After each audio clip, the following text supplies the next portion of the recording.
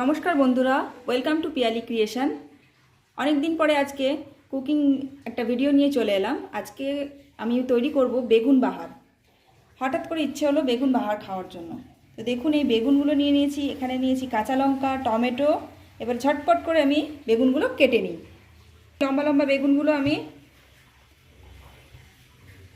মুখটা একটু কেটে নেবো এরকম করে।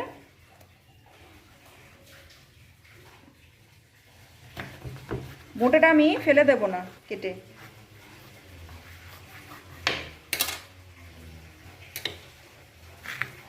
এভাবে মাঝখান থেকে ফালা করে নেব, কিন্তু বোঁটাটা আমি এরমভাবে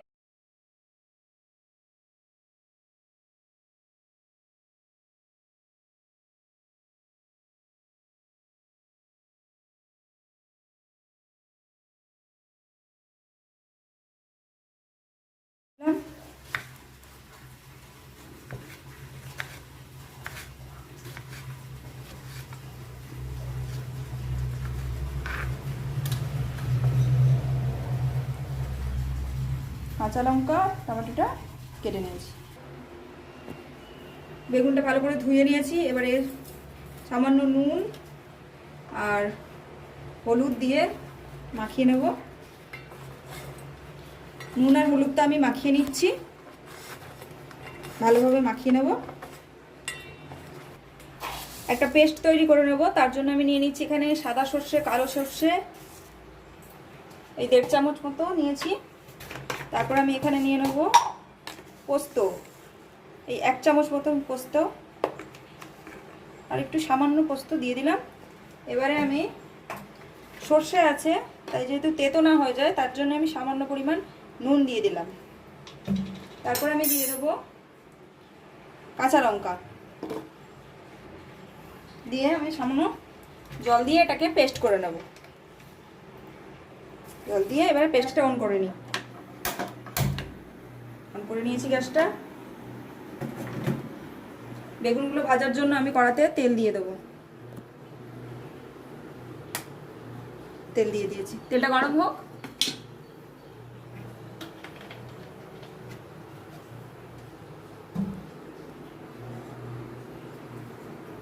গরম হয়ে গেছে, আমি এবারে একে একে বেগুনগুলো দিয়ে দেবো।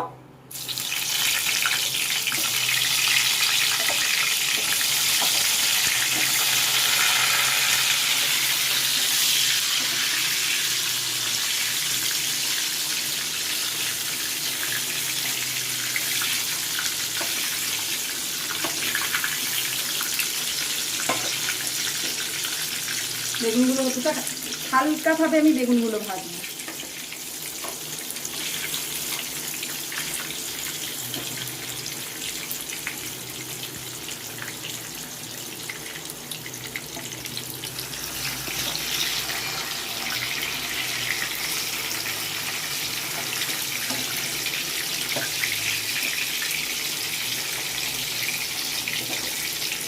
হালকাভাবে আমি ভেজে নেবো বেগুনগুলো।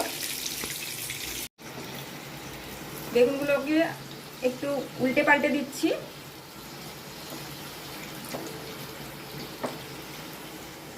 হয়ে গেছে প্রায় বেগুনগুলো, খুব বেশি তো ভাজা হবে না, হালকা ভেজে নিলাম।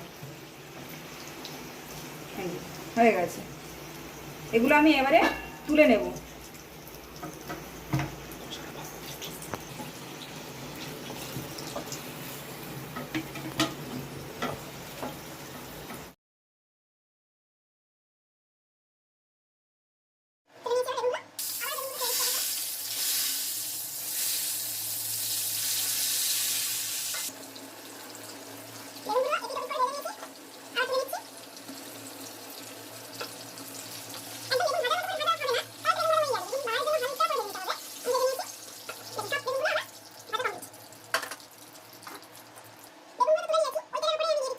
কালো জিরে দিয়ে দিচ্ছি, আগে থেকে চেরা কাঁচা লঙ্কাগুলো। এবার আমি দিয়ে দেবো টমেটো কুচিয়ে রাখা।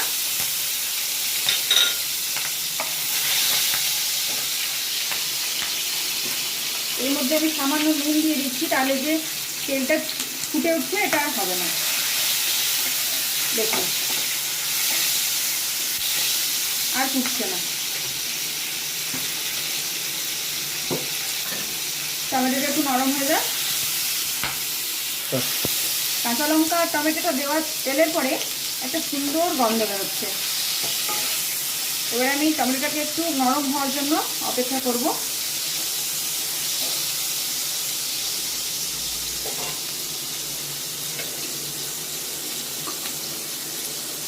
এদিকে আমি এই যে সর্ষে পোস্ত, কাঁচা লঙ্কা যে পেস্টটা তৈরি করে নিয়েছি, দেখুন কত সুন্দর মিহি একটা পেস্ট হয়েছে। এদিকে এটা নরম হয়ে গেছে।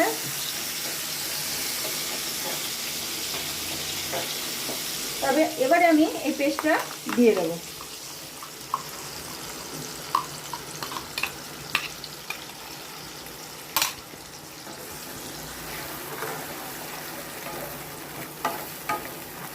পেস্টটা দিয়ে দেবো, দিয়ে দিলাম। এবার আমি নুনটা দিয়ে দেবো, পরিমাণ মতো নুনটা দিয়ে দিলাম। এবার এখানে আমি দেবো হলুদ, আর দেবো সামান্য পরিমাণ শুকনো লঙ্কার গুঁড়ো, কালারটা যাতে বজায় থাকে। সামান্য পরিমাণ লঙ্কার গুঁড়ো। ভালোভাবে এটা মিশিয়ে নেব। যেহেতু সর্ষে আছে, একটু জল অ্যাড করবো আমি এখানে, সামান্য পরিমাণ জল অ্যাড করলাম। ভালোভাবে এটা মিশিয়ে নিচ্ছি। নিয়ে এবার একটু ঢাকনা দিয়ে গ্যাসটা একদম লো ফ্লেমে কিছুক্ষণের জন্য রেস্ট ছেড়ে দেবো। এটা গ্যাসটাকে একদম কমিয়ে দিলাম।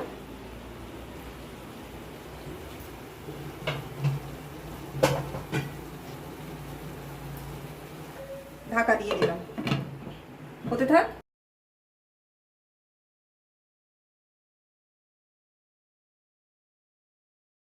তেল ছেড়ে বেরিয়েছে। এবারে আমি এখানে সামান্য পরিমাণ চিনি অ্যাড করব। এটা কিন্তু সম্পূর্ণ অপশনাল, আপনারা চাইলে এটা স্কিপ করে যেতে পারেন।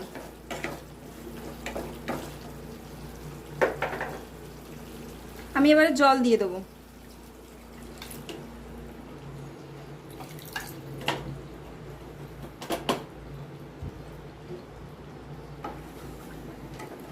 জল দিয়ে নিয়েছি, এবারে এটা ভালো মতো ফুটতে দেব।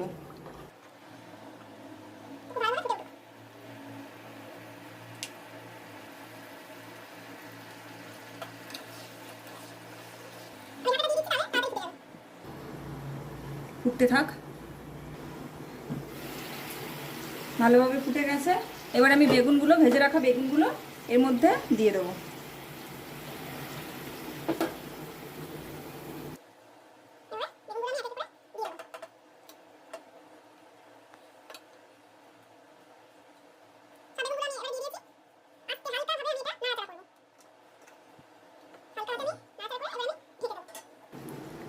এবারে কিন্তু গ্যাসটা আমি কমিয়ে দেব। 5 মিনিট এটা গ্যাসটা আঁচটা কমিয়ে হতে দিতে থাকবো। 5 মিনিট পরে ফিরে এলাম।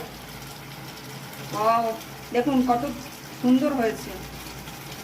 বেগুন বাহারটা আমার কমপ্লিট হয়ে গেছে। এবার এটা আমি নামিয়ে নেব। গ্যাসটা আমি অফ করে দিলাম।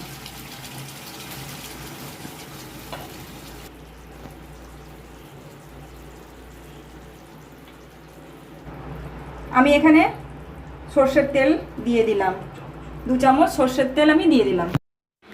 বাঙালির নিরামিষ খাবারের মধ্যে বেগুন বাহার অন্যতম। এটি গরম ভাত বা পোলাওয়ের সাথেও সার্ভ করা যেতে পারে।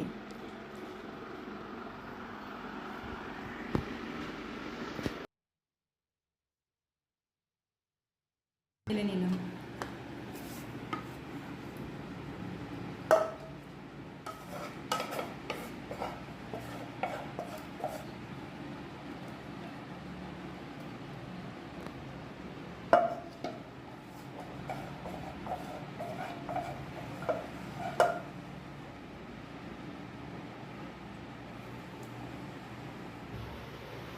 বেগুন বাহারটা আমার একদম কমপ্লিট। দেখুন একদম রেডি হয়ে গেছে। এই বেগুন বাহার দিয়ে দুপুরের এক থালা ভাত ফিনিশ করে ফেলা যায়। তো বন্ধুরা, আমার আজকের রেসিপিটা আপনাদের কেমন লেগেছে অবশ্যই কমেন্টে জানাবেন। যদি ভালো লেগে থাকে তাহলে একটা লাইক, কমেন্ট এবং শেয়ার করবেন এবং চ্যানেলটিকে সাবস্ক্রাইব করে পাশে থাকবেন।